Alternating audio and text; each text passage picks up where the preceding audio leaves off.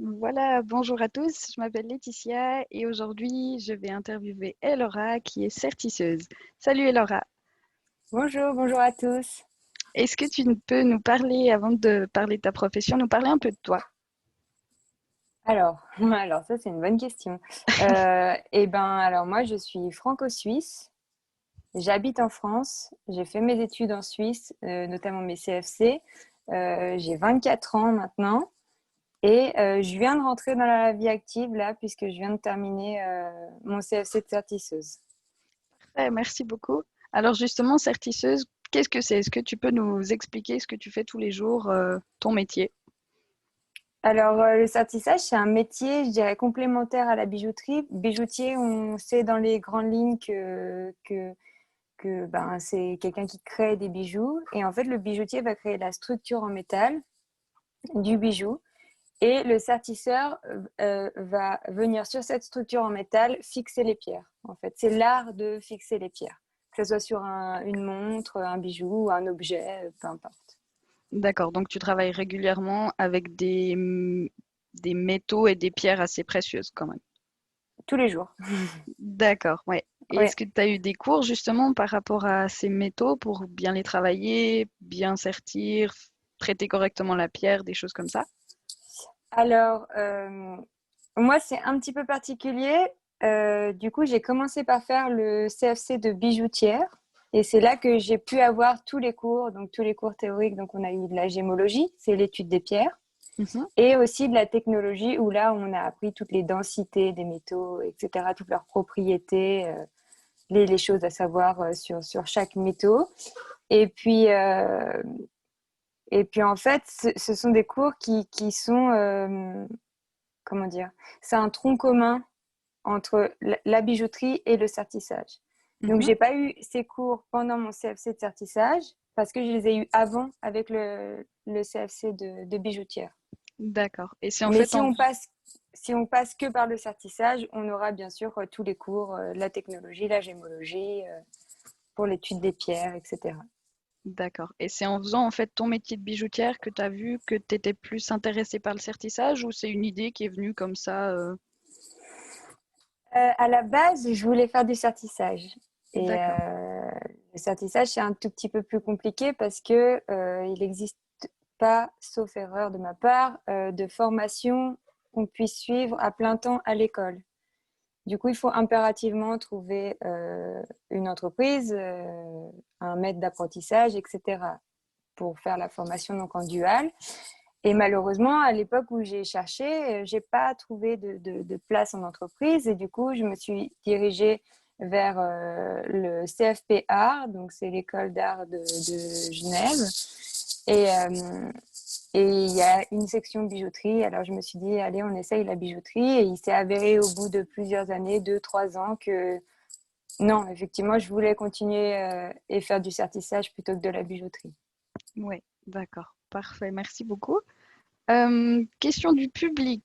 Est-ce que ton travail est plutôt solitaire ou plutôt en équipe? Euh, Alors moi, je vous dirais plutôt solitaire, bien qu'il faut communiquer, qu'il y a l'équipe qui est derrière, etc.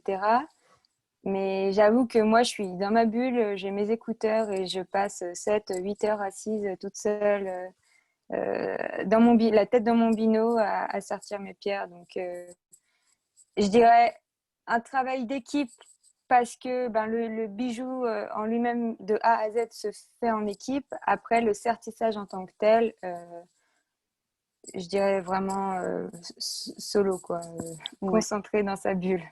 oui. Et est-ce que pendant justement que tu es dans cette bulle, est-ce que tu fais toujours la même chose ou il y a des tâches différentes que tu fais pendant la journée? Euh, En fait, ça dépend de la taille de la pièce. Si c'est des petites pièces, forcément, je vais pouvoir en faire plusieurs dans la journée, donc j'aurai plusieurs étapes à faire. Après, si c'est une grosse pièce qui me prend plusieurs jours, voire plusieurs semaines, là, je peux passer toute la journée à faire exactement la même chose, hein.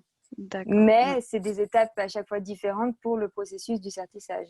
Et aussi, il peut y avoir sur une même pièce plusieurs sortes de sertissage, parce qu'il en existe beaucoup. D'accord, ouais, donc il y a quand même niveau qualité à avoir pour le métier. Il faut quand même être précis, méticuleux, avoir de la patience. Oh oui, beaucoup de patience. Mais la patience s'acquiert avec le temps, hein, donc ça, ça c'est pas le plus important. Ouais. Mais est-ce qu'il y a d'autres qualités qu'il faudrait avoir qui sont un peu plus importantes ou tu développes tout ça en fait au fur et à mesure que tu pratiques? Bah, je dirais que la patience, le contrôle de soi aussi, parce que des fois, on peut vite s'énerver. Ça s'acquiert. Après, la qualité la plus importante, je pense que c'est avoir envie. Parce que c'est vrai que c'est un métier un peu, pas redondant, mais ouais, on est assis sur une chaise, on bouge pas, on fait pas des allers-retours. Un bijoutier le fait un peu plus. Un sertisseur, on peut vraiment passer toute une journée entière. Donc, ouais, être calme, euh, être précis, méticuleux, tout ça. Mais après, ça peut aussi s'acquérir avec le temps. Donc, le plus important, c'est l'envie, je Ouais. pense. Mhm.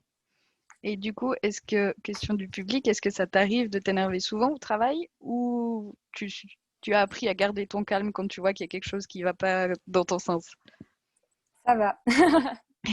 Non, ça va. Là, notamment pendant le CFC, ça a mis mes nerfs à rude épreuve, mais j'ai réussi à me contrôler. Et globalement, ça se passe assez bien au quotidien dans mon travail, donc j'ai- j'arrive à gérer les petits, les petits pics de colère, on va dire. Parfait, merci beaucoup. Et du coup, je peux rebondir. Est-ce que par rapport à ton parcours que tu as fait, si tu devais le refaire, est-ce que tu ferais quelque chose différemment ou est-ce qu'au contraire, tu es satisfaite de comment ça s'est passé? Euh, je suis satisfaite maintenant parce que ça a quand même duré 7 ans, donc c'est relativement long. Et, et, et je ne sais pas si aujourd'hui je pourrais le refaire. Par contre, je suis très satisfaite d'avoir fait la bijouterie avant parce que, comme je le disais tout à l'heure, c'est un métier qui est complémentaire et du coup, ça m'a apporté énormément de connaissances en plus, peut-être une ouverture d'esprit ou ne serait-ce que voir et savoir comment travaille le bijoutier et après passer au sertissage. Enfin, voilà, maintenant je sais un peu tout comment ça se passe et ça, c'est vrai que c'est une autre vision de la chose, je pense. Donc, Mhm. je referai exactement la même chose. Parfait. Et en termes de formation continue, est-ce qu'il y a des papiers que tu peux faire en plus maintenant que tu as le CFC, des débouchés dans d'autres filiales de la bijouterie, on va dire, ou est-ce que tu peux travailler directement en magasin ou... Alors, en magasin, je crois pas. Alors, à vrai dire, j'ai aucune idée parce que magasin, il y a quand même tout le concept de vente derrière, le commerce, etc. Donc, je sais pas si les connaissances d'un bijoutier suffisent à faire ce Mhm. métier. Euh, après, je peux faire d'autres formations. Après, je sais pas parce que j'ai fait le métier de bijoutier, le CFC de bijoutier, que je vais pouvoir faire de l'émail derrière, etc., etc. Je pense qu'il faut faire d'autres formations. Voilà. Et j'ai fait, en plus du CFC bijoutier, du coup, la matu professionnelle artistique. Mhm. Et ça, effectivement, grâce à ça, je pourrais partir dans des écoles supérieures et ça, c'est le plus important, je pense. Ouais, ouais. Et du coup, tu travailles plutôt pour des entreprises privées, pour des petites bijouteries, ou pour des plus grandes aussi, ou pour des clients qui viennent à la demande, par exemple, pour créer une bague? Alors, je dirais un petit peu tout. Maintenant, on fait quand même principalement, en tout cas dans l'entreprise où je suis, on fait principalement de la sous-traitance pour des grands noms de la bijouterie. Après, on a quand même un certain nombre de clients particuliers qui viennent juste pour une bague de fiançailles, pour une réparation, pour, euh, pour un bijou de famille. Enfin, voilà, on fait un peu tout, c'est assez varié et c'est plutôt satisfaisant à ce niveau-là. Mhm. Mais du coup, question du public, est-ce que tu voudrais faire d'autres collaborations avec d'autres marques de bijoux ou tu te plais là où tu es? Alors là où je suis actuellement, on a la chance de travailler pour beaucoup de clients différents, beaucoup de grands noms. Et toutes les pièces sont à chaque fois des pièces uniques, quasiment. Et, c'est très, très varié. Donc, franchement, aujourd'hui, je ne pourrais pas rêver mieux. Après, on verra quoi. Ouais. Est-ce que ça te met un petit peu la pression, le fait d'avoir cette exigence en arrière-plan, ce prestige? Justement, tu travailles avec des pierres précieuses, des choses comme ça te met un peu de pression au quotidien où tu te dis, il faut pas que je loupe parce que si j'endommage la pierre, ça va se voir et c'est pas, c'est pas ce qu'on recherche en fait. Alors, il faut savoir que pour tout ce qui est petites pierres, donc pour les pavages, comme on voit le plus souvent, donc c'est vraiment des toutes petites pierres, que ce soit du diamant ou autre, on a quand même le droit à un petit pourcentage de casse. Donc si on casse un petit diamant, c'est pas dramatique. Je pense qu'aussi avec le temps, on arrive à relativiser là-dessus.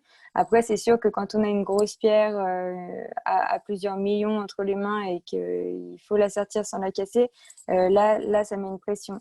Mais je ne sais pas si je devrais dire ce que je vais dire, mais après, faut relativiser aussi. En soi, c'est une pierre précieuse, oui, mais c'est un caillou, quoi. Il y a des choses bien plus importantes dans la vie. Il faut juste le prendre un peu avec, souffler un coup et à la cool, je dirais. Faire Ouais. ça correctement, mais à la cool. C'est Mhm. pas. Parfait. Merci beaucoup. Et puis on a le temps encore pour une dernière question. Lydia demande si c'est dur d'apprendre le nom des pierres. Alors, oui, c'est super dur. Et pour vous dire la vérité, j'ai eu mes deux CFC, j'ai passé la théorie gémologie, mais alors je suis nulle à ce niveau-là.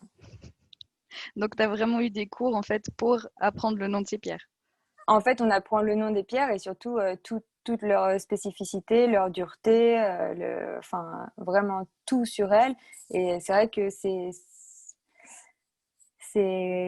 dur, quoi. Il y a beaucoup de termes techniques, etc. Après, j'avoue que c'est pas ce qui m'intéresse le plus. Moi, ce que j'aime vraiment, c'est le concept du sertissage, travailler avec mes mains.